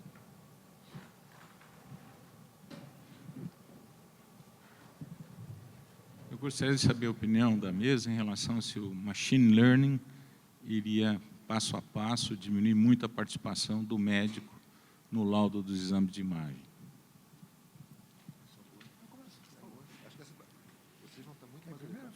Eu acho que assim, primeiro, a parte de, acho que o nome maior é inteligência artificial. É uma coisa que a gente tem que tomar, para quem não está acostumado, tem que tomar um pouco de cuidado do que eles estão falando. Machine learning é um deles, deep learning é um pedaço de uma história que depende de qual parte a máquina faz da automatização para laudo ou para qualquer coisa em medicina. E eu acho que, obviamente, no mais longo prazo teórico, pode ser que se faça muita coisa e automatize muitos passos, mas acho que as coisas que estão realmente palpáveis na imagem é automatizar processos que são muito manuais. Por exemplo, na ressonância, para a gente calcular a fração de ejeção, a gente tem que desenhar rosquinha, imagina o ventrículo no eixo curto, rosquinha por rosquinha, parede de fora e de dentro do miocárdio, desenhar tudo para o computador saber o que é a massa do miocárdio, o que é a cavidade, para calcular em cada parte do ciclo cardíaco o batimento. Isso eles conseguem automatizar. E eles conseguem, com machine learning, aprender a definir borda e automatizar uma parte. Acho que a automatização de laudo completo para qualquer método de imagem está muito longe. Até score de cálcio, que é simples, eles não fizeram. Inclusive pela parte de implicação legal de quem assume a responsabilidade até se a máquina errar. E da parte de quanto a gente dá de input, depende de se é um machine learning, se é um deep learning. Deep learning é mais independente da gente do que algumas outras formas de machine learning. Então, tem de tudo quanto é jeito, e o problema é que quando eles vendem para a gente trabalho científico, nem sempre estão te dizendo qual é a parte que foi o que eles costumam chamar de supervisionado ou não. Se o aprendizado da máquina alguém está olhando ou ele é mais independente. Então, acho que ainda tem muita coisa de formas de lidar com isso que são melhores ou piores, mas acho que a gente está bem distante de automatizar tudo. Mas processos tediosos e repetitivos, acho que a gente está automatizando, e isso, na minha opinião, aumenta a produtividade de quem lauda, diminui erro e melhora a qualidade. Para essa parte, como a parte que eu mostrei para melhorar o algoritmo de imagem, melhora as coisas. Acho que a fase nem de ocupar o nosso espaço, nem de pôr em risco a qualidade, a gente está lá ainda, por enquanto, pelo menos. Eu queria só fazer um comentário sobre isso também, eu acho interessante, eu concordo plenamente. A gente lembrar um pouquinho uma coisa interessante. Há quanto tempo não se conta hemácias de um campo quadriculado? Há quanto tempo não se discute um laudo de uma densitometria óssea? Ou seja, a gente, para várias situações onde eram atitudes plenamente médicas, a gente já admite que as máquinas façam isso com competência suficiente. É uma questão de tempo da gente ter essa mesma situação, ou seja, o médico decidiu o que vai ser feito com aquela análise quantitativa, com aquele exame, com aquele paciente. Essa é a preocupação maior, se preocupar com o paciente, não mais com a mecânica repetitiva de fazer a análise daquilo. Bom, eu queria parabenizar pelas palestras. O Márcio fez uma apresentação belíssima a respeito de como a coisa funciona. Nós que somos clínicos, que estamos do outro lado, não imaginava que todas essas dados eram importantes na hora de a gente obter a imagem, né? Mas o que eu queria comentar é o seguinte: a gente, durante muito tempo, a gente queria saber se uma artéria tinha isquemia ou se não tinha isquemia, né? Isso era o grande vilão da história. Então, você fazia uma cintilografia e ela mostrava 3%, 5%, ausência de isquemia, e você ficava muito tranquilo, ou pouco tranquilo, ou agressivo, ia para tomografia, para cateterismo e tudo mais. Interessante é que a tomografia ela não te mostra isquemia, ela te mostra anatomia. Então, nós estamos numa fase de mudança de paradigma, né? Você sai de uma lesão que você tem 3% lá de isquemia, você fala, isso não é importante, o paciente não tem clínica, tem um teste isquêmico em carga alta, eu vou tratar clinicamente, mas se você opta por fazer uma tomografia, eu já fiz isso, a gente toma um susto, né? porque tem muita doença e essa doença não tem a mesma relação com o volume de isquemia que a gente tem. Quer dizer, o tratamento tem que ser muito mais intensivo para esse paciente, quando, na verdade, se tem isquemia, ainda tudo bem, mas tem exames que nem tem isquemia, né? O estudo MES mostrou que quase 60% das artérias com mais de 70% de obstrução não tinham isquemia, e eram pacientes muito graves, né? Nós estamos diante de uma mudança, não é isso, Márcio? Eu acho que eu diria que tem duas mudanças de paradigma importantes em doença coronária. Na primeira, a gente entender que a doença está na parede do vaso e não da luz. Então, o problema principal é quanto de placa tem, com risco de complicar. Obviamente que se ela está dando isquemia, provavelmente ela é uma placa mais importante, é um sinal, pelo menos um marcador de que alguma coisa está ruim. Mas não é, a doença não é, eu costumo dizer que a gente chamar de doença isquêmica do coração atualmente é um erro. A doença é uma doença arterial coronária, que pode, como consequência da isquemia miocárdica. Então, primeiro é um paradigma diagnóstico do que a gente considera doença, que, por consequência, vai falar de método diagnóstico e do que a gente procura. E o segundo paradigma é como que a gente trata isso, porque o tratamento, por consequência, não é a meta principal a redução de isquemia. A meta principal é a redução de risco, com terapêuticas farmacológicas ou não farmacológicas. Podemos até discutir se invasivo e revascularização faz parte da terapêutica da doença primária ou da redução de isquemia. Mas redução de isquemia e de dor é um tratamento sintomático e tem muito mais coisa que mudam a história da placa e da doença aterosclerótica, como a gente já aprendeu a dar estatina e AS até em prevenção primária, mas conceitualmente é lá que está o começo da história da doença, não na isquemia. A isquemia é uma consequência que pode ter importância de tratamento, mas ela não é onde a história começa, é onde a história está mais avançada. Guilherme? Queria parabenizar os colegas da mesa aí pelo alto nível científico. É um simpósio satélite que poderia estar na programação do congresso habitual, né? É muito gostoso de ouvir isso. Eu queria perguntar para o Luiz, assim, que o nosso sonho é fazer a ressonância como se fosse um eco turbinado, né? Então, assim, o paciente respirando, fazendo um exame em torno de 10 a 15 minutos, como você falou. O quão distante a gente está disso? E uma pergunta técnica bem rápida, assim, quando você mostrou as imagens da coronária, quantos navigators são usados para obter aquelas imagens com a qualidade que você mostrou? Aquele bloco, o 3D Heart, é uma sequência tridimensional, ou seja, você pode definir a espessura de corte, alguma coisa ao redor de 1 milímetro, 1,2 milímetros, e o grande segredo da ressonância agora são os métodos de aceleração e a facilidade da reconstrução que você está tendo. A gente está desenvolvendo algoritmos novos de reconstrução, onde você pode utilizar dados esparsos, ou seja, eu estou adquirindo cada vez menos dados. Quando você olha, tecnicamente, quando você olha o espaço cada ressonância, existem muitos dados que são repetitivos, digamos assim, você tem uma super amostragem. A questão agora é quão pouco eu posso adquirir e recobrar toda a informação original que eu tenho subjacente. Então, essas reformatações com inteligência artificial, com machine learning, etc., estão exatamente indo por esse caminho. A gente já está começando a falar por exemplo, PET em tempo real, em ressonância em tempo real. Literalmente, a maquininha do Dr. Spock, lá, você enxergar a mecânica quase que em tempo real. E a ressonância está indo muito rapidamente para isso. Eu diria que essas soluções elas não serão o futuro, elas já estão sendo já estudadas em vários centros e, muito breve, isso vai estar sendo divulgado. Acho que é uma solução para muito pouco tempo. Eu diria que 5 anos é um tempo máximo que eu diria para isso. Gente, infelizmente, nós temos que interromper aqui. Eu queria finalizar a sessão só agradecendo a presença de vocês e dizendo como nós somos felizardos hoje aqui em Curitiba, no estado do Paraná, porque de tudo isso que foi discutido aqui, tirando uma situação ou outra, por exemplo, do FFRCT ou do Ford Flow, talvez, o restante todo a gente tem tecnologia para fazer tudo aqui, hoje. Então, isso realmente, nós somos privilegiados aqui e podemos resolver várias coisas dos pacientes hoje por aqui mesmo. Então, obrigado a todos e tenham um bom restante de congresso.